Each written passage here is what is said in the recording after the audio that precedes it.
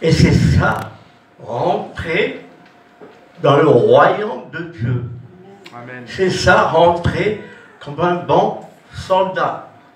Et ce matin, bien sûr, on va parler de cette armée. Et on va parler par Éphésiens chapitre 6 et verset 10.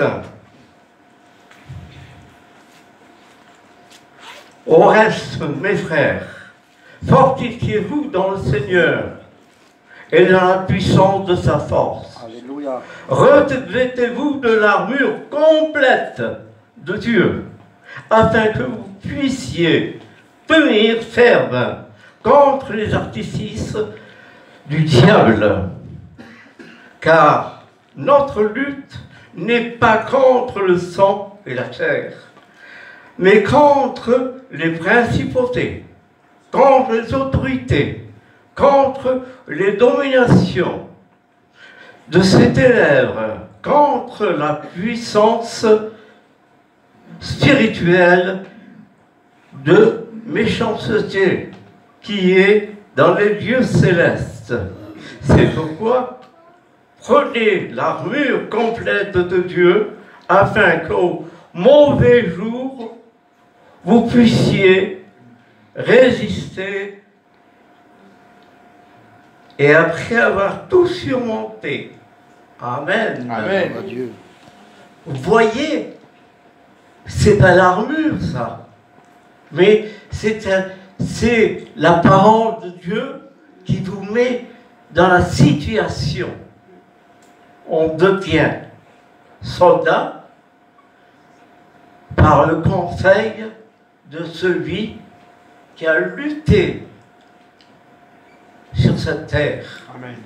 Il a quitté la gloire, il a quitté les merveilles, il a quitté son père.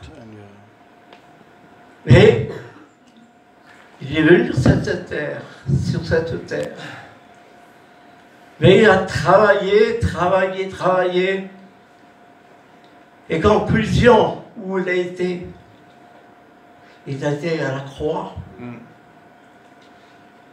Je pense, pour moi-même, je parle pour moi, je pense qu'on ne regarde pas souvent la croix.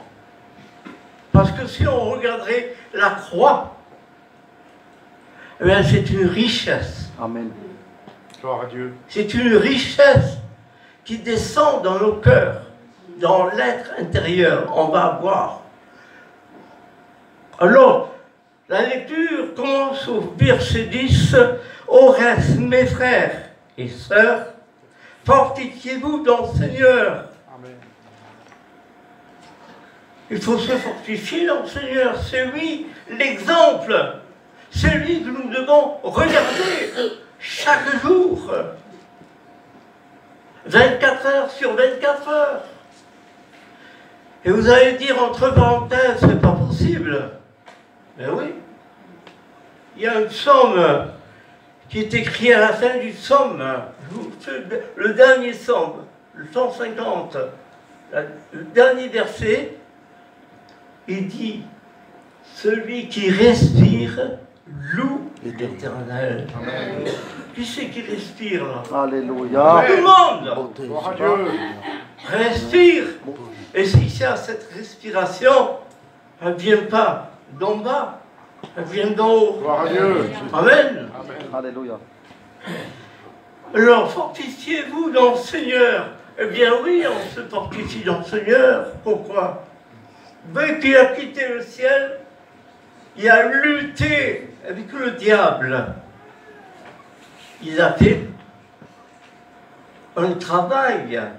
Et ce travail qui a lutté vers le diable, c'est à nous maintenant à remplacer. On est encore sur cette terre. Méfions-nous. On a lu afin que au mauvais jour, et nous sommes dans les mauvais jours, nous sommes à la veille. À la veille. Regardez les guerres, les guerres, les guerres, les guerres, c'est tout ce qu'on entend. Mais nous, la guerre, il y a un seul ennemi, c'est le diable. Donc, il faut lutter.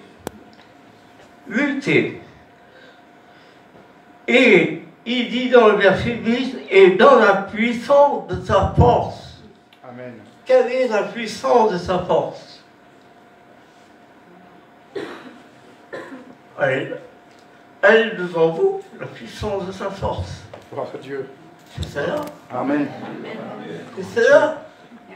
Comme mon frère ce matin a dit, la parole, c'est la vie. Et la parole, c'est une relation avec Dieu. Amen. Ce matin, on a une relation réelle. Ta grâce. Pourquoi? C'est un culte. On a devant nous les trois personnes. Le Père, le Fils et le Saint-Esprit. On a tout entre nos mains. Mais je dirais mieux, tout notre cœur. Parce que Jésus est venu sur cette terre pour toucher le cœur. Amen. Amen. Il n'est pas venu dire, il n'est pas beau lui. Non. Il est venu réparer le cœur. Amen. Amen. Le cœur a été détruit. Le cœur a été manipulé par le diable. Et nous avons supporté le péché. Maintenant, on n'a plus ce péché.